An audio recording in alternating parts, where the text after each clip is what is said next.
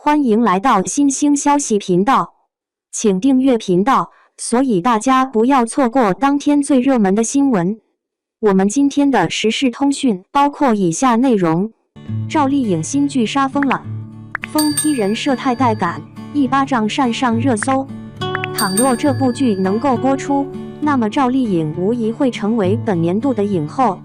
不久前，在电影《默杀》中，王传君和张钧甯的默契合作，不仅使票房达到了13.5亿，还让悬疑剧的口碑一路攀升。此外，这部以未成年犯罪为主题的电影一经上映，就引起了社会的广泛关注，不仅让家长更加关注孩子的校园生活，还让我们这些当父母的学会了如何与孩子进行沟通。然而，尽管播出效果极佳，它还是在群星闪耀的时刻出现了。与此同时，在同一时期，《抓娃娃》这部电影仅仅依靠沈腾和马丽这2位演员，就成功的实现了逆袭，最终获得了32.53亿的票房佳绩。如今，以孩子为主题的影视剧逐渐纷纷上映。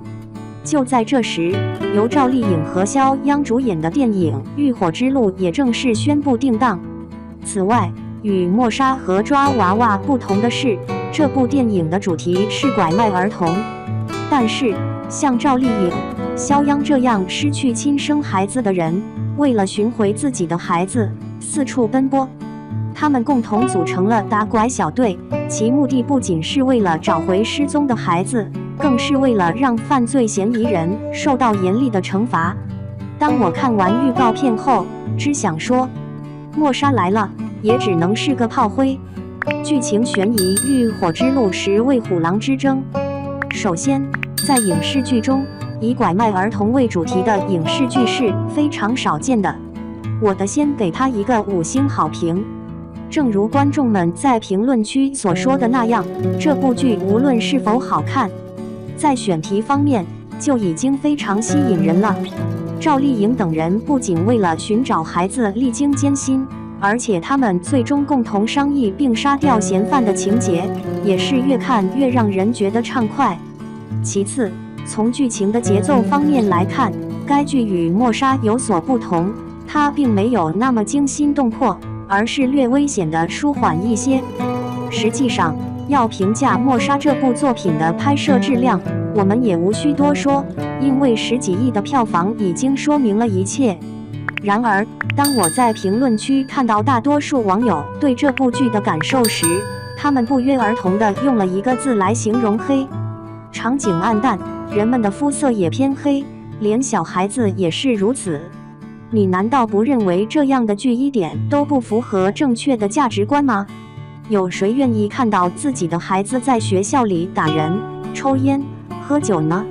然而，当谈到《浴火之路》这部剧时，我所体验到的则更像是一种拯救。《浴火之路》的原名是虎狼之路，仅仅从名字上，我们就能有所察觉。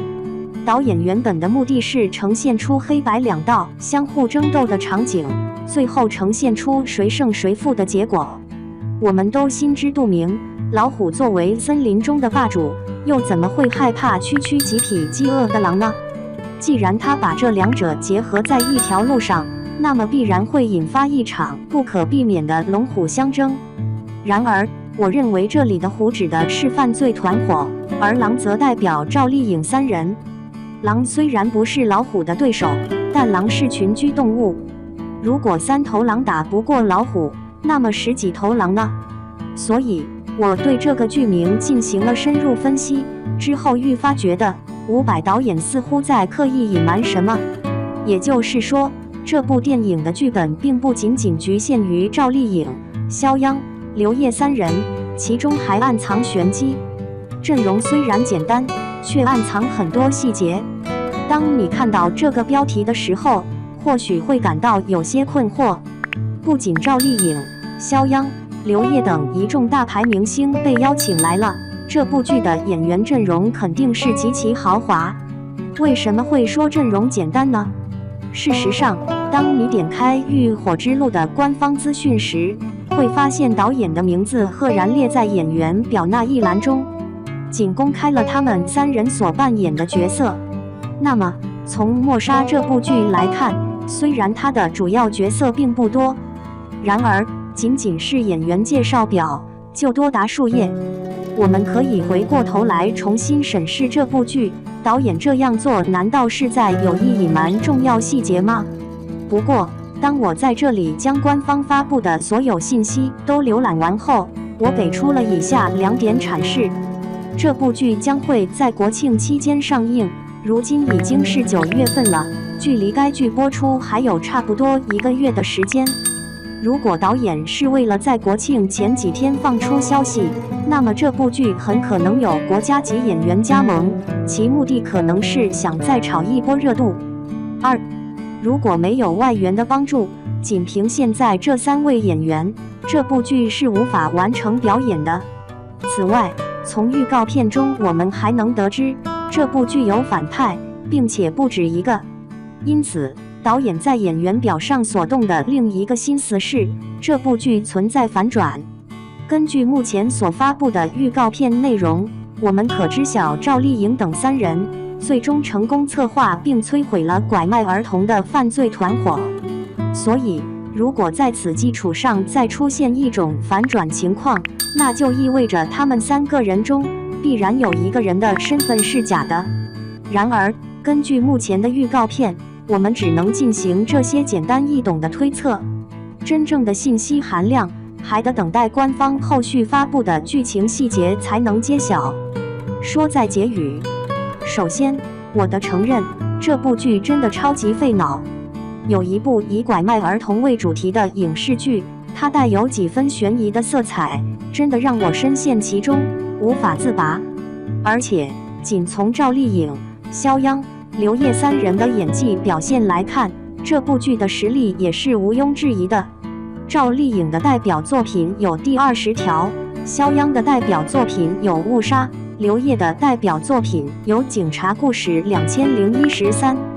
毋庸置疑，这3人均为悬疑剧的翘楚。然而，作为国庆档上映的电影，它必然也是经过多重筛选的。因此，如果仅仅依靠这3个人，我真的很难想象他们能够把这部黑马剧拍成神剧。毕竟，哪怕是再好的剧本，如果落到那些不认真演戏的人手里，这部剧想不挨骂都难啊。